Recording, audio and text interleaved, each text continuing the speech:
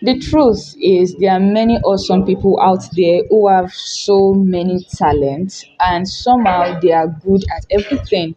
Maybe not necessarily excellent at everything, but they are good enough at displaying this talent. Meanwhile, there are some other awesome people who are only good at one thing and no other thing. Now, this video is particularly for people who are multi-talented and somehow are faced with the dilemma of how to manage all their talents. This video is to help you put things into perspective and see how you can balance your skills, how you can balance your craft and still be the best at what you do. Coming from a multidimensional creative myself, I am a multi-talented person, if I say so myself, and I work with so many forms of creative expressions, not just art, but art, craft, writing, media, and even business. I do quite a lot and I enjoy doing everything I do. However, this video is to just give you some practical tips from my own life on how I got to this point where I didn't really see my multi-talent as a problem, but more of being a strength. So stay tuned.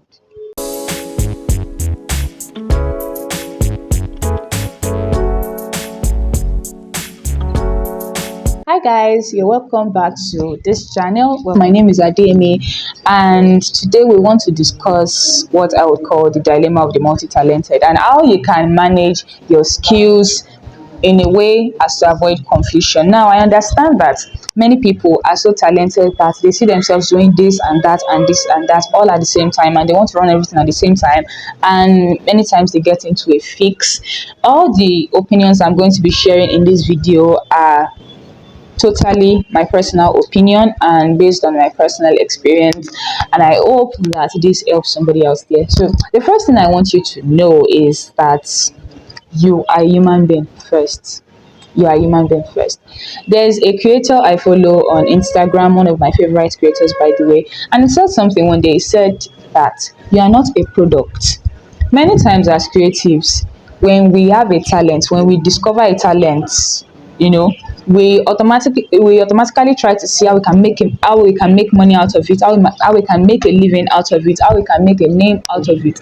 And we need to understand that not all of our talents are necessarily meant for public consumption. Not all your talents are supposed to be money making streams for you. Not all your talents are necessarily supposed to be businesses. There are some of your talents that are supposed to be just a hobby, something you enjoy doing. There are some of your talents that will come in for you at some point or the other as a source of making money. You never know where life kicks you at some point in time, and your talent is that one thing that can open doors for you.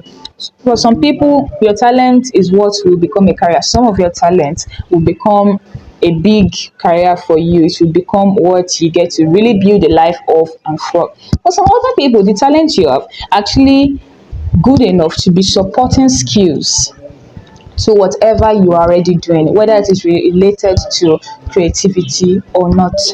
And this takes me back to why I started saying that you are a human being first. You are not mandated to convert all your talents to businesses. You are not mandated to convert rather all your talents to sources of income just because everybody is saying you are so good at this thing that you need to be good at it. You need to create something out of it. Now let me tell you a bit about my personal story. So I studied accounting back in school, and I've been a writer right from school. And towards graduation, I discovered that I had lots of artistic expressions to me.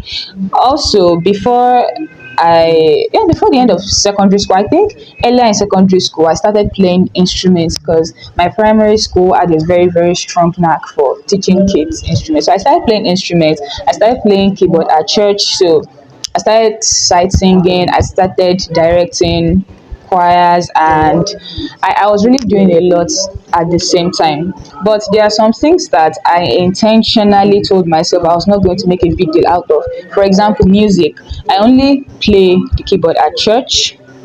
Yes, till now I still play keyboard at church, but I don't do it professionally. I mean, there was a time I wanted to start going to events, parties, programs to play instruments for them, but I really didn't want to. I just didn't want to. I saw it as something I enjoy doing and a way also a means by which I could really communicate with my creator, and that was it for me. So at some point, I discovered that I loved painting, I loved crafting, and trust me, all of these things I'm mentioning, if I do say so myself, I am very good at them. So I started teaching people all of these things, and one thing or the other led to one thing or the other, and in fact, that's one of the reasons we have Atkina school today. It's one of the reasons we have Atkina. Now, what I'm trying to really pull out is that most of the things I know how to do are not even sources of businesses or income for me at all. There are certain things I've selected from all my talents, and I know that these things are the things I'm going to be doing to earn me money. There are times when some of the other things actually fetch me money, especially when I see an opportunity and I quickly grab it. But you need to understand, every one of us needs to understand that it's not possible to do everything and you are equally excellent at everything. So it's better you select one or two or maybe three things that you are going to focus on. Now, this is a very controversial point. Some people believe that it is very beneficial for you to start one thing, get very good at it before adding something else to it, so that based on the influence of what you've built, you'll be able to easily introduce your audience into the other side of you. That is very true. For some people like me, if you are somebody like me, personally, it is impossible, if that's the word, or let me say I find it very hard to do just one thing at a time and focus on it, just one thing. It's very hard for me. If I am actively pursuing something, it is very sure that I am doing something else as a subordinate. So my way of relaxing from one thing is actually getting engaged in the other thing. Even when I was working corporately, when I was a full 9 to 5 employee, after work, most of my job positions, most of what I've done in the corporate world has been related to business and administration. When I get home, I still, get back to art, and I run my art businesses by the side, ensuring that it does not clash with my duties and what I am supposed to be offering at work. So that is the first. I don't even know if this is the first thing I'm saying, but please note that not all your talents are meant to be out there. Everybody doesn't need to know everything that you are good at. They don't need to know everything that you can do. And personally, I think I love mystery. I love it when one is being mysterious. So as a person, no matter how much I have pushed out there regarding myself about what I do, not everybody knows everything that I do. Actually, I would say maybe just my closest friends know everything I am capable of doing. And no matter how much you can do, I want to push out there, there are certain things that you can't just do. You need to let it slide. Sometimes we are so egoistic as creatives that we believe that our creative and artistic ability should buy us the opportunity of being able to do anything or everything we set our hands to and we lay our hands on. No, that's not true. So another thing that I want to mention is that if you suddenly realize that you are having some creative passions that is quite clashing with some things you've already been doing before, don't listen to motivational speakers and then suddenly quit what you've been doing all the while just because you suddenly found a passion and you know that if you are committed to it, you can make a living out of it or you can blow as the slang that they say. No, you really need to chill.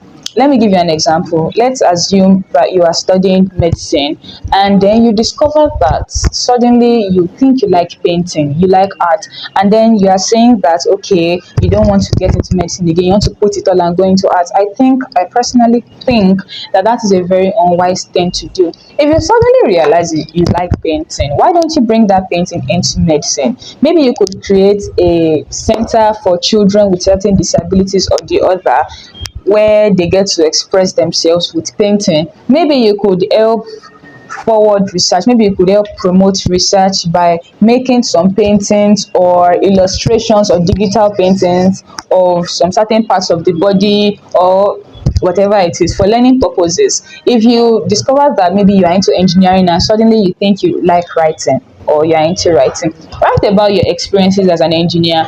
If not as an engineer, when you're an engineering student back in school, some things happened, you came across some people, you met some people.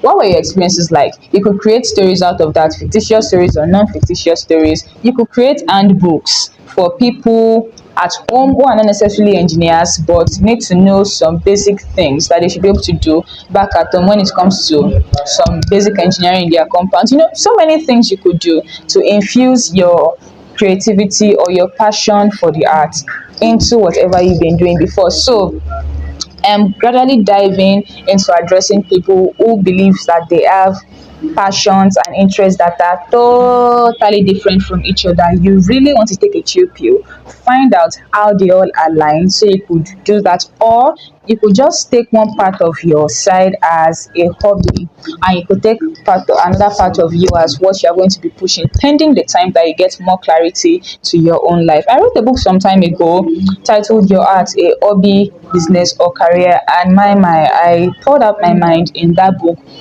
I mentioned how you can actually maximize your creativity as a hobby while not being pressured to attend to any customers or to make money out of it or to get competitive with it. I also talked about how you could create a business out of it and how you could actually push or further a career with it. I'm going to drop a description to that in my the link to the book rather in my description box so that you can get it, you can read it. But please drop a comment if this video helped you, if you found yourself in a similar situation before, how you helped yourself, if you are still battling with the situation.